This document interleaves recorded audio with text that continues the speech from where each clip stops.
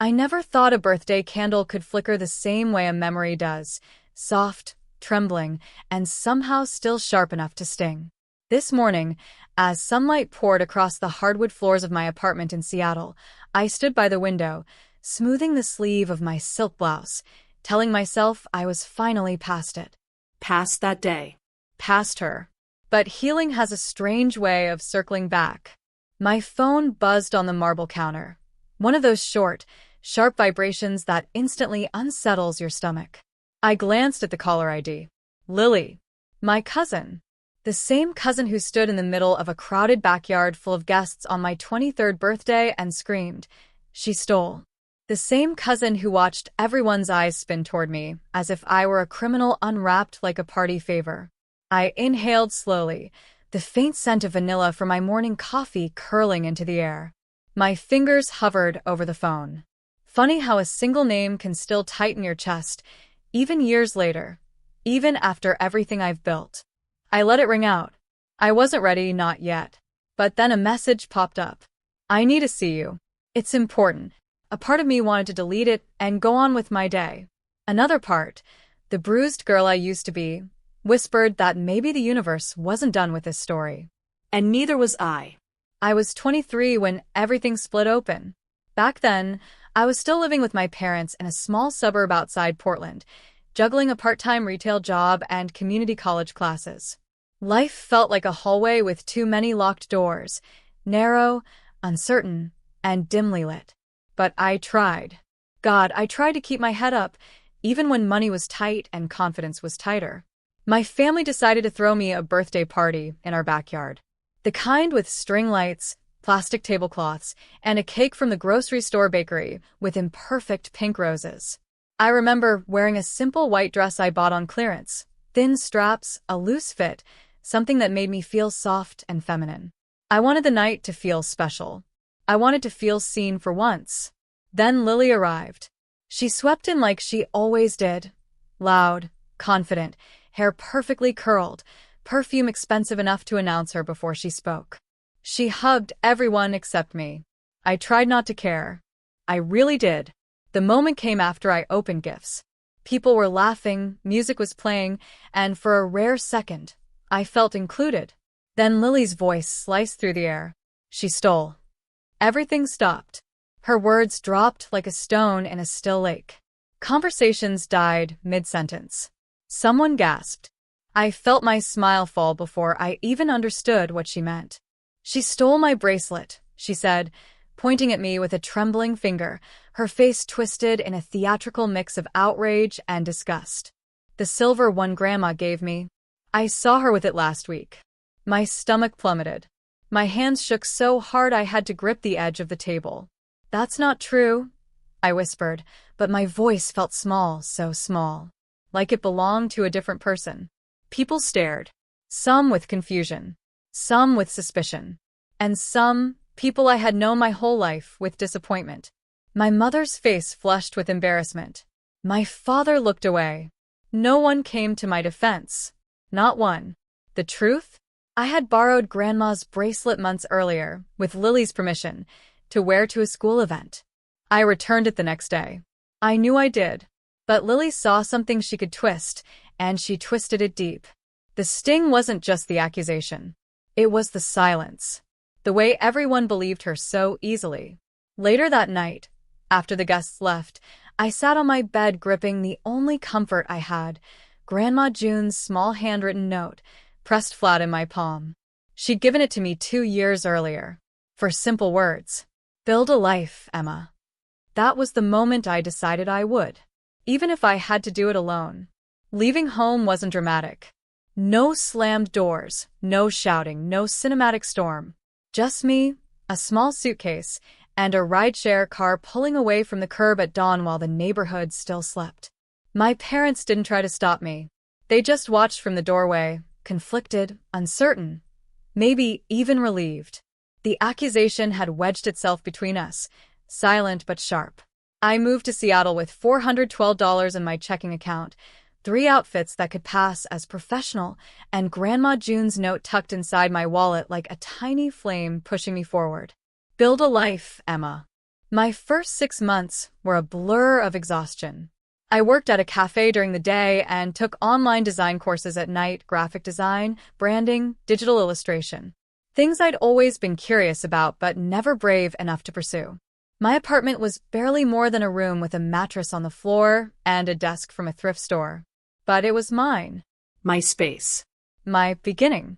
I met Marissa Blake during my shift one rainy Tuesday afternoon. She was a creative director at a boutique marketing firm, always dressed in structured blazers and bold lipstick, always leaving a trail of confidence behind her. She ordered the same thing every time: black coffee, no sugar. Life is sweet enough. One day, she noticed me sketching logo concepts on a napkin during my break. "Who designed that?" she asked, pointing. I froze. Me." Her eyes lifted, sharp but intrigued. "You ever thought about doing this professionally?" I almost laughed. Me? The girl everyone thought was a thief? The girl who barely scraped by? But something inside me, maybe the same stubborn spark Grandma believed in, whispered, "Say yes." So I did. Marissa became my mentor, though she'd probably never use that word. She offered critiques, pointed me toward better tools, and pushed me harder than anyone ever had. She didn't care about my past. She cared about my potential. But even with her guidance, the journey was brutal.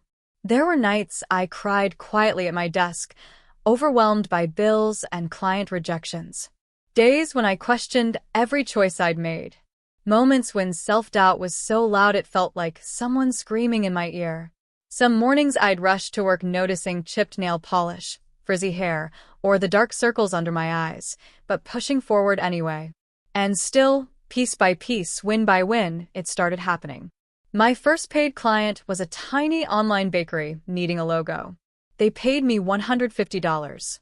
I kept that money in an envelope for weeks, too scared to spend it. It felt like proof that I wasn't useless or guilty or small. Then came another client. Then one who referred me to 3 more. Within a year, I built a modest portfolio and a steady stream of freelance work. I didn't tell my family. Not about the success. Not about the move. Not about the slow, steady rise that felt like climbing out of a hole someone else pushed me into. Whenever they asked, I kept things vague. "I'm doing okay. I'm figuring things out. Nothing big yet." Because a part of me wanted to grow quietly, privately. To build something so solid that no one, not even Lily, could twist it, stain it, or scream it into something ugly. And one day, quietly and without anyone's permission, I did exactly what Grandma asked. I started to build a life. Like the girl they'd last seen trembling under string lights in a backyard. I wasn't just freelancing anymore. I wasn't struggling. I wasn't small. At 28, I owned Blue Line Creative Studios, a branding and design agency with 12 employees, 3 floors of workspace, and clients that included tech startups, boutique hotels, and even a regional airline. My name, Emma Carter, was on the glass door in clean, blue lettering. Still surreal every time I saw it. But I kept my success quiet online. Semi-personal posts, vague captions, never showing much of my office or life. A habit left over from the days when I felt safer unseen. So when Lily texted again saying she was in Seattle for the weekend and wanted to talk, I agreed. Not because I needed closure, honestly, I didn't. But because a part of me wanted her to see who I became despite her. Or maybe because of her. She arrived at my building lobby at noon. Tall boots, glossy hair, designer bag slung over her shoulder. Same Lily. Same confident tilt of her chin. But when she stepped through the glass doors into the studio, her step slowed. The reception area was minimalist. Cool grays, soft lighting, abstract blue artwork. Our custom scent diffusers filled the space with clean notes of cedar and citrus. A wall-length digital display showcased rotating versions of our best client work. Lily's eyes widened. "This place is nice." I smiled politely. "Thanks. Follow me." Each step into the building peeled away another layer of her certainty. She stared at the open concept work floor, the polished concrete, the team collaborating around long tables with dual monitors and color boards. She watched my operations manager walk by with a tablet, greeting me with a respectful "Morning, Emma." We walked up the staircase to the third floor, my floor. My office sat at the end of the hall, sunlit and spacious. White oak shelves lined the walls, filled with design books and awards. A large painting of ocean waves hung behind my desk, and beside the window, framed under glass, was the one thing that mattered most. Grandma June's handwritten note. "Build a life, Emma." Lily's eyes landed on it. "You still have that?" "I always will." She didn't sit until I gestured.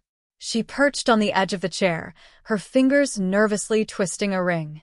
A rare sight, Lily unsure. "Emma," she began. I need a favor." I leaned back. "Before you ask for anything, I need to know why you reached out after 5 years." Her throat bobbed as she swallowed. "Because I'm in trouble. And because I know you're doing well now." I waited. She fidgeted. "My business is failing," she said softly. "And I need help. They said maybe you could invest. Or guide me. Or something." She finally met my eyes. "I know you're successful. People talk. I've seen some of your work. And I thought maybe we could start over." I didn't speak. I let silence stretch, let her sit in everything she'd tried to outrun. Then she exhaled shakily. "I was wrong, Emma. About your birthday.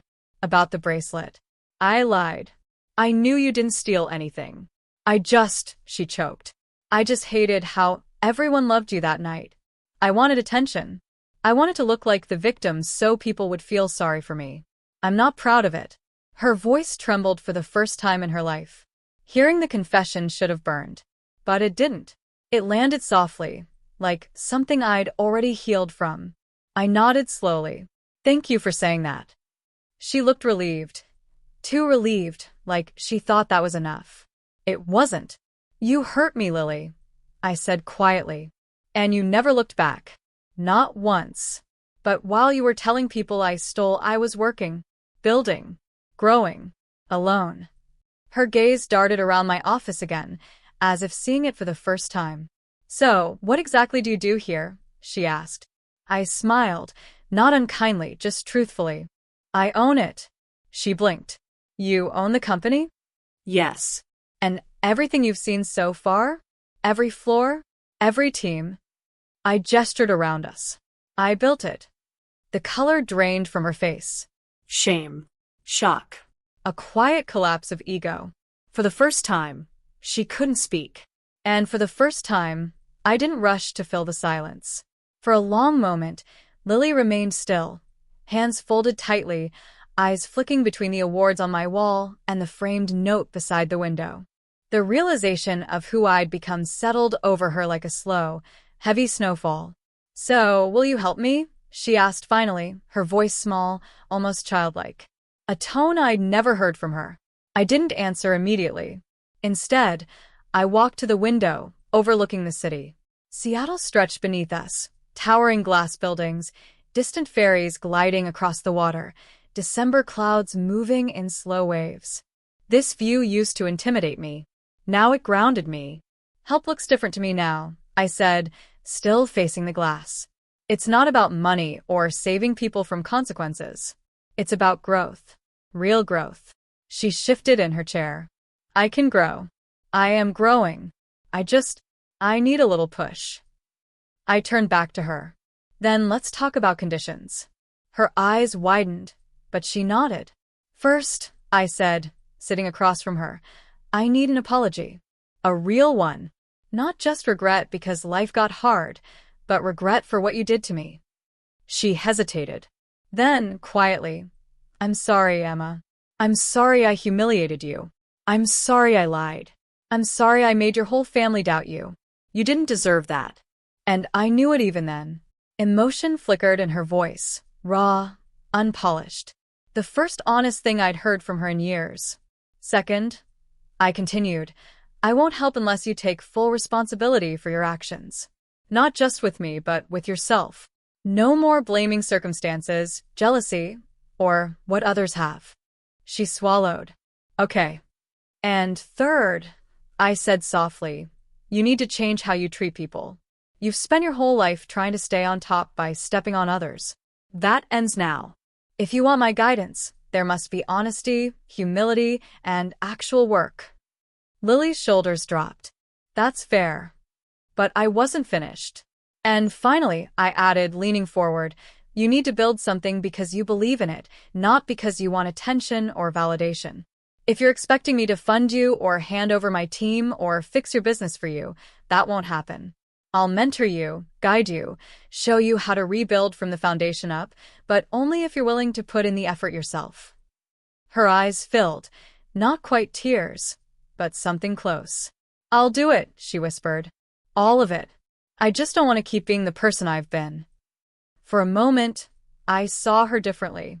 Not the girl who pointed a trembling finger at me in front of 50 guests, but someone equally lost, equally desperate to be seen for better reasons this time. I'll help, I said finally.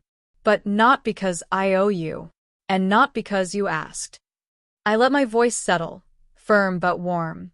I'll help because I believe people can change, and because I refuse to carry bitterness into the life I worked so hard to build.